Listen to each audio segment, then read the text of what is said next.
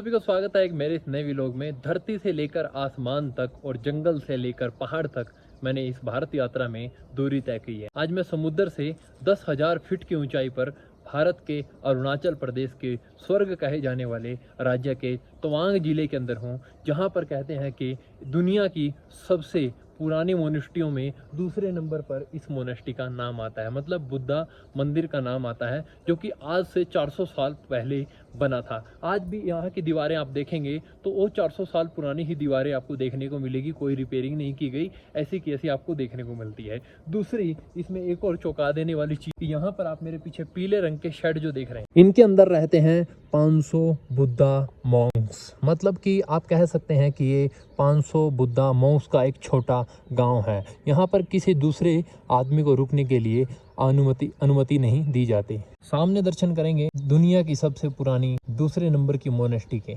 इस मोनेस्ट्री के अंदर आप प्रेयर कर सकते हैं, भगवान बुद्धा की प्रार्थना कर सकते हैं, भक्ति कर सकते हैं, जहाँ सुबह शाम भगवान की भक्ति होती है। सामने आप देखेंगे कि एक पहाड़, दो पहाड़, तीन पहाड़, ऊपर चलते चलते आप चाइना बॉर्डर चले जाते हैं। आप देखेंगे सामने एक छोटी सी सिटी दिखाई देगी जिसका नाम है तवांग। तवांग के अंदर आपको हाईएस्ट पॉइंट पे बुद्धा जी की मूर्ति देखने को मिलेगी। अभी यहाँ चारों तरफ बादल बन चुके हैं। दुनिया में इकलौती जगह ऐसी जहाँ पर 500 बुद्धा मॉन्क्स एक जगह घर बनाकर रहते हैं। ये घर आज के नहीं, बहुत पुराने हैं। ये पत्थर और कंक्रीट से बनाए हुए हैं। कहते हैं कि अरुणाचल प्रदेश को धरती का स्वर्ग भी कहा जाता है। तवांग के अंदर आप सामने देखेंगे एक आपको फुटबॉल ग्राउंड देखने को मिलेगा, जो कि तवांग की खूबसूरती में चार चांद लगा देता है। और इसी मोनेस्ट्री के अंदर लगा है लकड़ी का लगभग 50 फीट ऊंचा स्तंभ। सामने आप दर्शन करेंगे बुद्धास्ट म्यूजियम के। म्यूजियम में 20 रुपये की टिकट लगती है और सामने आप बुद्धा मोनेस्ट्री के दर्शन करेंगे, जो कि आज से 400 से ज़्यादा साल पुरानी है। यहाँ आप देखेंगे कि आपको बच्चे से लेकर बूढ़े तक के मॉन्क्स यहाँ पर देखने को मिल जाते हैं। मॉन्क्स मतलब अपनी भाषा में कहें तो साधु संत सन्यासी, ऐसे लोग होते हैं जो पूरा संपूर्ण संन्यास ले लेते हैं अपने धर्म को बचाने के लिए। थोड़ी देर पहले ही हमें बादल देखने को मिल रहे थे, लेकिन जैसे ही बादल हटे तो सुहाना सा मौसम और सुंदर सा नज़ारा, प्रकृति की गोद में बसा हुआ तवांग शहर। क्योंकि धरती का अद्भुत नज़ारा जो कि साक्षात आपको अपनी आंखों से हमेशा देखने को मिलता है। यहाँ पर हमेशा टूरिस्ट आते रहते हैं, 10-15 टूरिस्ट हर 15 मिनट 20 मिनट के अंदर आते रहते हैं। ये मानिए कि तवांग के अंदर बहुत टूरिस्ट आते हैं और तवांग की मोनेस्ट्री को देखने के लिए, इसके दर्शन करने के लिए यहाँ पर आते हैं। जैसे पहाड़ों में आम गांव होते हैं, घर होते हैं, इसी प्रकार से यहाँ की बुद्धिस्टों के घर हैं। लगभग यहाँ पर पहली क्लास से लेकर 10वीं क्लास तक की जो शिक्षा यहीं पर करवाई जाती है, बाकी के लिए इनको नीचे शहर में भेज दिया जाता है। बुद्धास्ट कल्चर का यहाँ पर आपको स्कूल भी देखने को मिलेगा, जहाँ पर इनकी 1 क्लास से लेकर 10वीं क्लास तक की पढ़ाई होती है।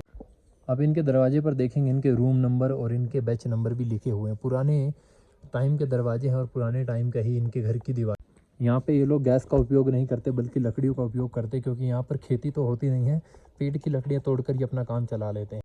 यहाँ पर यूरिया वाली कोई भी सब्जी नहीं खाते हैं, सारी की सारी ऑर्गेनिक अपने यहीं पर उगाते हैं और यहीं पर खाते हैं, जिससे इनकी सेहत भी अच्छी रहती है और इनका दिमाग भी अच्छा रहता है। बहुत तेज होते हैं लोग। मैं कहता हूँ कि ज़िंदगी में आपको एक बार यहाँ पर इस जगह पर विजिट करना चाहिए। आपको देखना चाहिए कि इनकी लाइफ कितनी सिंपल और साधारण थी, फिर भी बहुत खुश। हम बात कर रहे थे ये मोनेस्ट्री 400 साल पुरानी है। इस दरवाजे से ही अंदाज़ा लगा सकते हैं कि इस दरवाजे की हालत देख सकते हैं कितनी पुरानी हो सकती है। तो हम इससे अंदाज़ा लगा सकते हैं कि यहाँ ये दरवाज़ा आज का नहीं बल्कि बहुत सालों पुराना हो सकता है। अगर हम कहें तो ये 400 साल पुराना दरवाज़ा है तो हम इसको मान भी सकते हैं, क्योंकि इस दरवाजे की हालत जो है इसी प्रकार की है। इनको धर्म चक्र बोलते हैं। जब भी मंदिर से यात्रा करके जाते हैं तो इनको कुछ इस प्रकार से घुमाया जाता है। कहते हैं कि इनको घुमाने से हमारे जीवन के पाप कटते हैं या नहीं कटते, लेकिन भावना के तौर पर इसको मानना पड़ेगा। चारों तरफ का व्यू देखने के बाद में मुझे लगता है यहाँ से ज़्यादा शांति कहीं हो ही नहीं सकती। धीरे धीरे पहाड़ों का रास्ता खुलना शुरू हुआ और हमें पहाड़ों के ऊपर जमी बर्फ़ देखने को मिल रही है, जो कि हाईएस्ट पॉइंट है। इसके नीचे अगर आप जाते हैं तो आपको चाइना बॉर्डर देखने को मिल जाता है। तवांग एक बहुत सुंदर शहर है जिसको स्वर्ग का नाम भी दिया जाता है। कहते हैं कि इसके ऊपर बस कुछ नहीं, आसमान ही आसमान है। आप यहाँ देखेंगे तो अनेकों बादल बनते हैं, ध्वस्त हो जाते हैं, बनते हैं, आगे चले जाते हैं। तो मुझे लगता है कि धरती पर अगर आपको स्वर्ग देखना है तो आप या तो उत्तर भारत में जाइए या फिर उत्तर पूर्व भारत के अंदर आप आइए। अरुणाचल प्रदेश स्वर्ग से कम नहीं है। जब ये मोनेस्ट्री बनी थी उस समय पे इन लकड़ियों को लगाया गया था और लकड़ी के ऊपर भी आज वो पेंटिंग देखने को मिलती है जो आज से 400 साल पहले हुई थी। वहाँ तो आपने छोटे धर्म चक्र देखे थे, लेकिन आप यहाँ पर बड़ा धर्म चक्र देखेंगे जिसको बजाने से, घुमाने से पाप भी कटते हैं, साथ में ऊपर एक घंटी भी बजती है।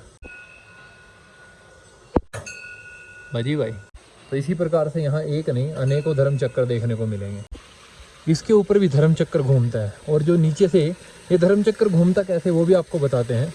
ऊपर से पानी चलता है, पानी का प्रेशर इसके एक चक्कर के ऊपर पड़ता है, वो चक्कर से ये घूमता रहता है और घंटी की आवाज़ें निकलती रहती हैं। इस पानी को पीने से भी काफ़ी बीमारियां दूर होती हैं, क्योंकि ये पहाड़ों का पानी